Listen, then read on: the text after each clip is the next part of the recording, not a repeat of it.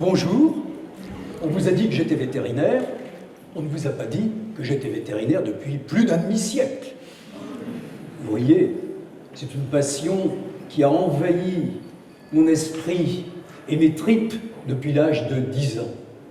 Et je vais vous faire une confidence en toute immodestie. À l'âge de 15 ans, j'étais déjà un très bon vétérinaire.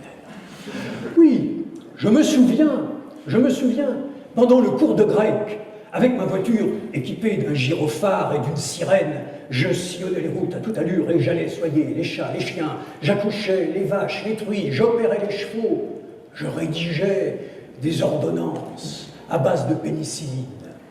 J'étais effectivement un vétérinaire avec une immense réputation, vous me comprenez, car non seulement j'étais compétent, comme je viens de vous le dire, mais en plus, je ne faisais pas payer les gens.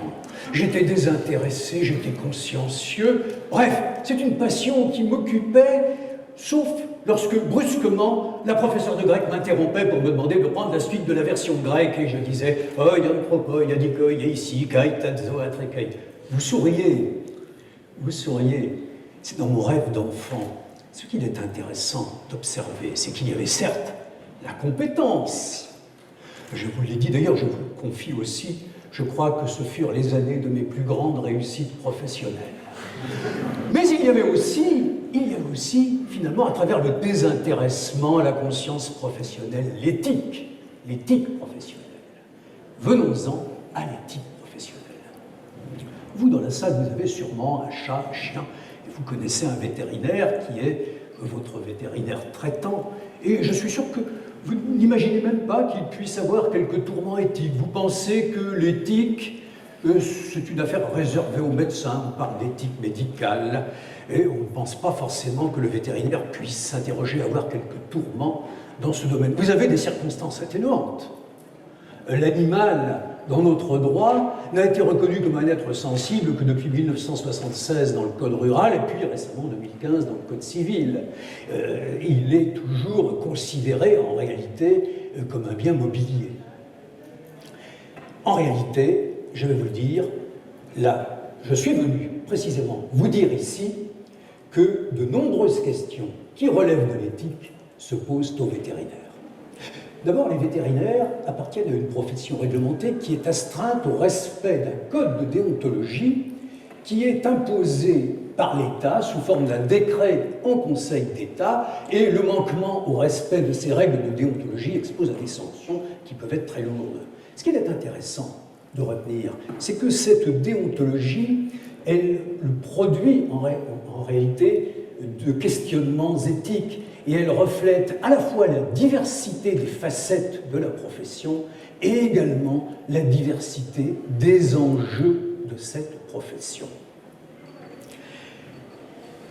Paul Ricoeur est un philosophe qui s'est beaucoup intéressé aux questions d'éthique.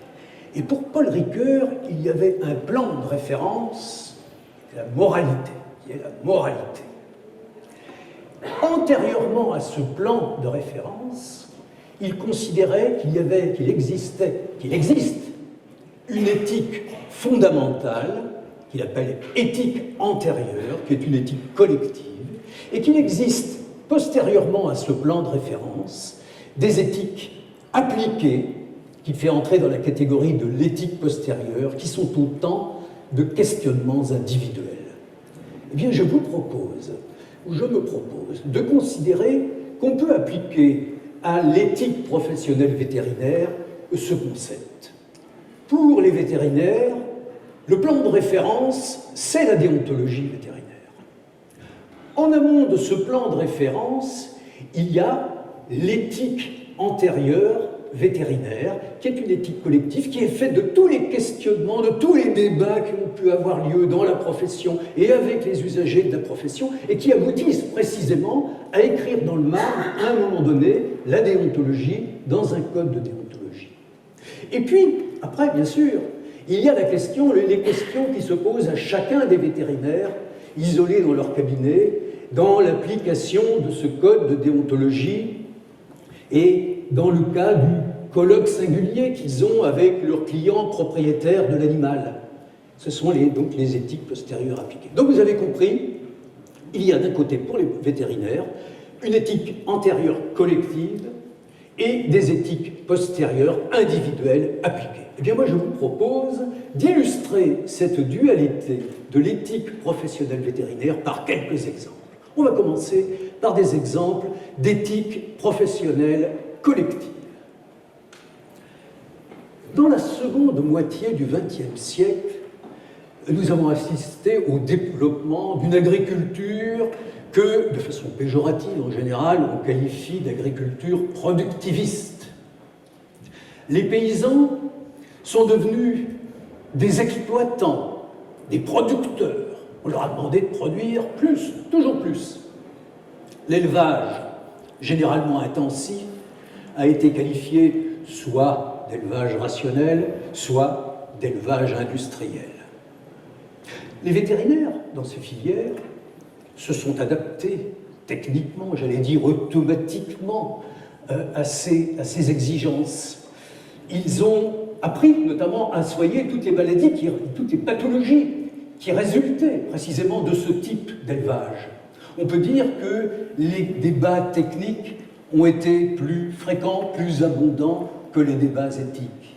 Et aujourd'hui, la profession vétérinaire veut prendre de la hauteur, elle veut s'insérer dans le débat sociétal, elle veut trouver la voie étroite, la ligne de crête, entre son soutien à l'élevage pour lequel elle a été créée, et en même temps le respect du bien-être animal, le respect de la relation entre les humains et les animaux, entre les humains et la planète.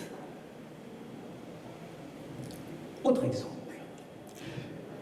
La mondialisation des déplacements de personnes, d'animaux et de produits animaux a conduit dans nos pays, en Europe, à l'apparition parfois explosive de maladies contagieuses, transmissibles aux autres animaux, transmissibles éventuellement à l'homme, et cela a obligé les États à prendre un certain nombre de mesures qu'on appelle des mesures de police sanitaire, c'est-à-dire que plutôt que de chercher à soigner les animaux malades, plutôt que de prévenir la maladie par des vaccins, on a préféré adopter l'attitude qui consiste à agir très précocement en tarissant les sources de virus, en supprimant les sources de virus, c'est-à-dire en réalité en supprimant les animaux, en les tuant, en tuant les animaux et en tuant ceux qui étaient au contact des animaux infectés ou malades.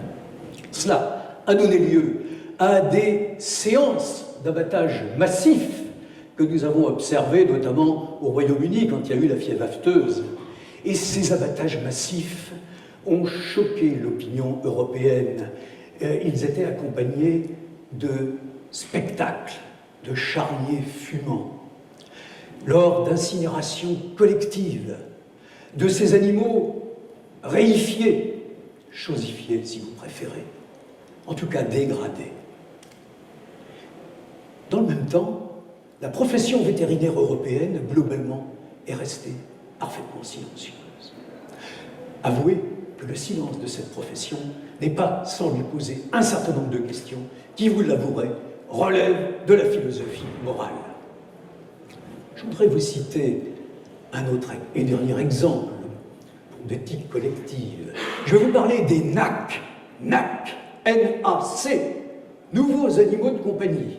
Dans le monde entier, les vétérinaires urbains, là où ils existent, ont vu leur cabinet, j'allais dire envahi en quelque sorte, enfin plutôt on leur a présenté un très grand nombre d'animaux à soigner, qui pouvaient être un hamster de compagnie, un rat de compagnie, un serpent, un iguane vert, une migale. Dites-moi, est-ce que ces animaux de la faune sauvage ont bien leur place dans nos appartements, dans nos villes? Eh bien, là encore, on a vu le déploiement d'une réponse technique et médicale considérable. La bibliographie est abondante sur le sujet. Il y a incontestablement un hiatus entre la réponse technique de la profession de vétérinaire, dans le monde entier d'ailleurs, et la réponse éthique qui se fait toujours un peu attendre. Changeons de registre et voyons ce qui se passe ensuite dans l'application du code de déontologie par chacun des vétérinaires. Je vais vous citer un premier exemple de conflit d'obligation. Un vétérinaire, conflit d'obligation entre l'exigence de santé animale, c'est celle à laquelle on pense, le vétérinaire c'est fait pour soigner les animaux, exigence de santé animale et exigence de santé publique, ne pas causer par son comportement, par sa médecine, par sa façon d'agir, le risque de maladie pour les humains.